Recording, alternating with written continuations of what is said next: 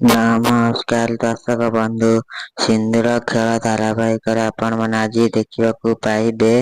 ଝିଲମିଲ କହିବେ ତମେ ମାନେ ଚିନ୍ତା କର ନାହିଁ ଅନି ଆଉ ଆନ୍ୟା, ସେମିତି କିଛି ବି ହବ ନାହିଁ। ଏହାପରେ ଜଲିବି କହିବେ ଦିଦି ଟିକେ ମଜାଟା କମିଗଲା ଭଳି ଲାଗୁଛି, ତମେ ନିଆଁରେ ଆଉ ଟିକେ ଘିଅ ଢାଳି ଦିଅ, ଦେଖିବ ଆହୁରି ମଜା ଆସିବ। ଏହାପରେ ମଲ୍ଲିକା କହିବେ ଆଚ୍ଛା ଆହୁରି ମଜା ଦରକାର, ଠିକ ଅଛି ଏବେ ଦେଖ ମୁଁ କଣ କରୁଛି। ଏହାପରେ ମଲ୍ଲିକା କହିବେ ମା ଆଉ ଏମିତି କିଛି ହୋଇନାହିଁ ତ? କି ଆଦ୍ୟା ଦିଦି ପିଲାମାନଙ୍କୁ ନେଇକି ଗଲେ କିନ୍ତୁ ହୁଏତ କୋଉଠି ହଜେଇ ଦେଇଛନ୍ତି।